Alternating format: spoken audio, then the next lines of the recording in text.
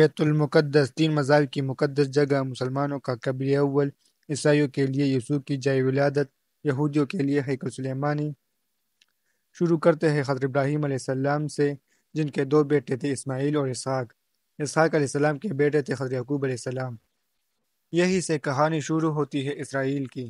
اسرائیل یعنی اللہ کا بندہ، اور یہ لقب حضرت یعقوب علیہ السلام کو دیا گیا تھا۔ حضرت یوسف علیہ السلام نے جب کفیل مصر بنے تو آپ کو حکم ہوا کہ اپنے تمام خاندان یعنی آل یعقوب کو مصر بلایا جائے، اور مصر کی سرزمین کا ایک مخصوص حصہ ان کے لیے مختص کیا گیا۔ اللہ کی طرف سے کہا گیا کہ یہ آل یعقوب، اس سرزمین میں تمہارے لیے برکتیں ہیں۔ حضرت یوسف علیہ السلام 12 بھائی تھے، اس لیے اللہ تعالیٰ نے ان کے لیے 12 چشمے جاری کیے، اور یوں اس سرزمین کا نام حضرت یعقوب علیہ السلام کے نام سے اسرائیل پڑ گیا، جسے آج یروشلم بھی کہا جاتا ہے۔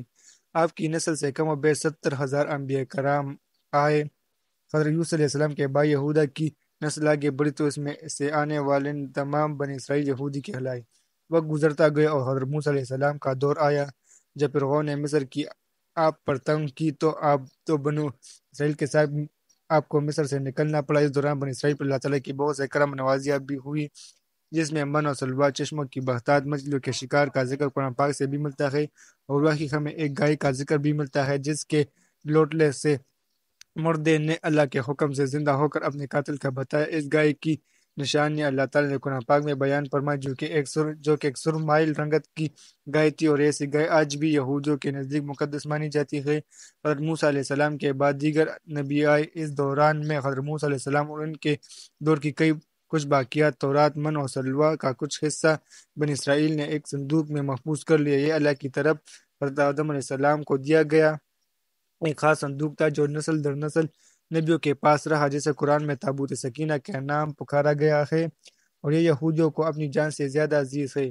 حضرت داؤد علیہ السلام نے جب جالوت کو ہرا کر اس سے تابوت سکینہ حاصل کیا تو یوں بنی اسرائیل نے انہیں نبی تسلیم کر لیا، اور حضرت داؤد علیہ السلام نے اس صندوق کی حفاظت کے لیے ایک ہیکل تعمیر کروانا شروع کیا، جو ان کی زندگی میں مکمل نہ ہو سکا۔ ان کے بیٹے حضرت سلیمان علیہ السلام نے ان جنوں کی مدد سے اس کو مکمل کروایا، اور اسی دوران میں آپ کی بھی وفات ہو گئی۔ اسی وجہ سے اسے ہیکل سلیمانی کہا جاتا ہے۔ بعد ازاں بابل کے بادشاہ بختنصر نے اسرائیل پر حملہ کیا اور ہیکل سلیمانی کو بھی گرا دیا، اور تابوت سکینہ بھی اپنے ساتھ لے گیا۔ سیپرس دی گریٹ نے دوبارہ یہ شہر حاصل کیا، یہودیوں کو دوبارہ یہاں آباد کیا، اور تابوت سکینہ بھی واپس لایا گیا۔ ہیکل سلیمانی ایک دفعہ پھر تعمیر کیا گیا۔ پھر وقت گزرا اور حضرت عیسیٰ علیہ السلام کی آمد ہوئی، جنہیں نعوذ باللہ یہودیوں نے دجال، ناجائز اور کیا لقب دیے۔ یہاں سے یہودیوں میں سے 2 الگ قومیں ہو گئی، ایک یہودی اور دوسرا عیسائی۔ یہودیوں نے سازش کر کے حضرت عیسیٰ علیہ السلام کو صلیب پر چڑھانا چاہا، اللہ تعالیٰ نے انہیں اپنے پاس بٹھا لیا۔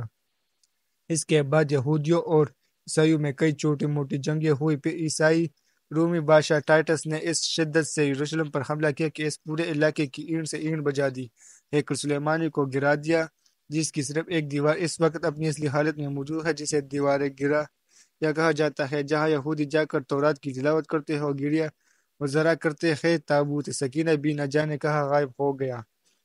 ٹائٹس کے حملے کے بعد یہودی آخری نبی کے انتظار میں تھے، کیونکہ اللہ پاک کا ان سے وعدہ تھا کہ انہیں پھر عروج بخشا جائے گا۔ اس وعدے کا ذکر سورۃ البقرہ میں بھی موجود ہے کہ اے بنی اسرائیل، ان نعمتوں کو یاد کرو جو تم پر کی گئی، اور اپنا وعدہ پورا کرو، ایمان لاؤ تاکہ ہم بھی اپنا وعدہ پورا کریں۔ قیامت کی نشانیوں میں سے ایک نشانی یہ بھی ہے کہ ہیکل سلیمانی کی 3 دفعہ تعمیر ہوگی، جو کہ 2 دفعہ ہو چکی ہے۔ یہودی اپنی مسیحا اور آخری نبی کے انتظار میں تھے کہ ٹائٹس کے حملے کے 500 سال بعد نبی آخر زمان کی ولادت ہوئی۔ یہاں یہودیوں کو یہ جھٹکا لگا کہ سارے نبی حضرت اسحاق کی نسل سے ہے، تو آخری نبی حضرت اسماعیل علیہ السلام کی نسل سے کیوں کر آئے گا، اور انہوں نے ایمان لانے سے انکار کر دیا۔ مسلمانوں کے لیے بھی وہ انبیاء کی ہی نشانیاں تھی، اس لیے ہیکل سلیمانی کو بیت المقدس کا نام دیا گیا۔ اسلام کے آغاز میں یہودیوں کو قائل کروانے کی خاطر بیت المقدس کی جانب منہ کر کے نماز ادا کرنے کا حکم ہوا، کیونکہ یہودی اس طرح منہ کر کے عبادت کیا کرتے تھے۔ 17 ماہ بعد ہماری عبادت کا رخ بیت المقدس سے بیت اللہ کی جانب موڑ دیا گیا، کیونکہ مسلمانوں کا شروع سے قبلہ اول ہی رکھا، جسے پہلے حضرت آدم علیہ السلام اور پھر حضرت ابراہیم علیہ السلام نے تعمیر کیا۔ حضرت مبارک کے دور حکومت میں اسرائیل یعنی یروشلم پر عیسائیوں کا قبضہ تھا۔ بیت المقدس کے ہی احاطے میں انہوں نے گرجا گھر تعمیر کیا ہوا تھا اور عین تابوت سکینہ والی جگہ وہ گن پہ پھینکا کرتے تھے۔ یہودیوں کی نفرت میں یروشلم کی فتح کے وقت جب حضرت عمر وہاں گئے تو عیسائیوں پر برہم ہوئے، وہاں صفائی کروا کر مسجد تعمیر کروائی اور قرآن مجید میں موجود معراج والے واقعے کی نسبت سے اس جگہ مسجد کو اقصی کا نام دیا گیا۔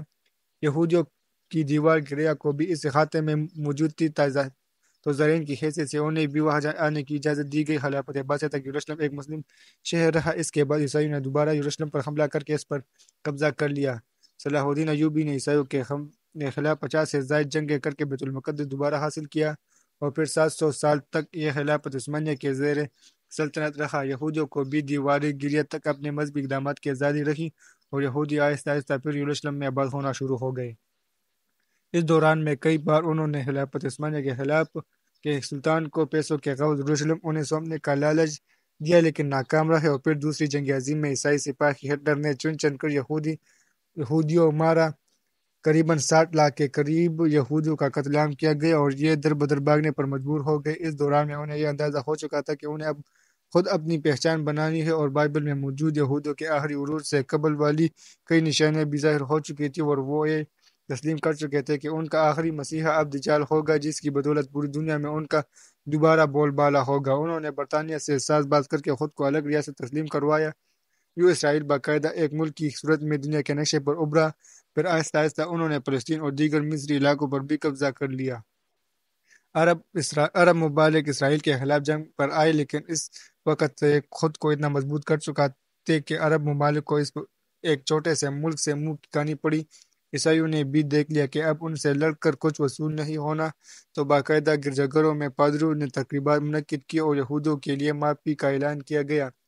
یوں سیاسی اور اقتصادی مفاد پرستوں نے 2000 سالوں سے ایک دوسرے کے ازلی اور جانی دشمنوں کو ایک سب پر لا کھڑا کیا، اور قرآن کی بات بھی سچ ہو گئی کہ یہود و نصارہ ایک دوسرے کے دوست ہیں۔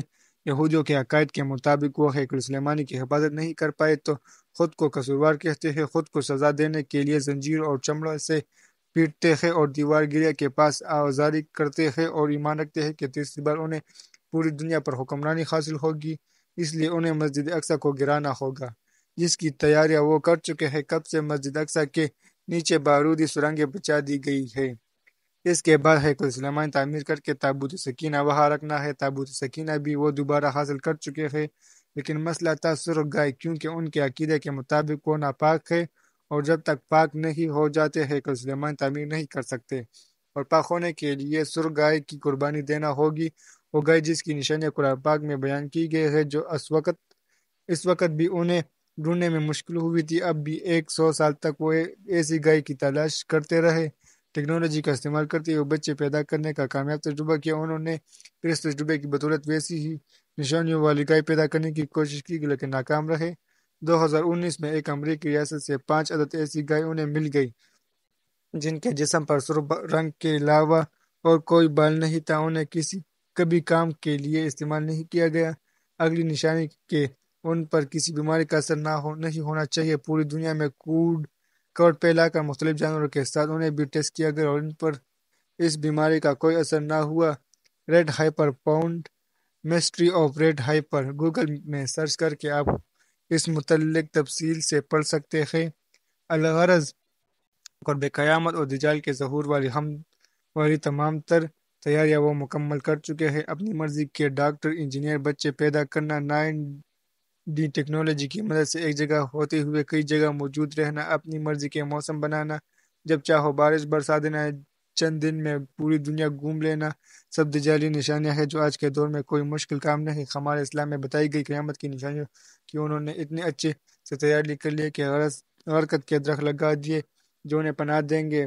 بابلد جس جگہ احادیث کے مطابق دجال کا حضرت عیسیٰ علیہ السلام کے ہاتھ و قتل ہونے کا ذکر موجود ہے، اس جگہ وہ دجال کے فرار کے لیے ایئرپورٹ بنا چکے ہیں۔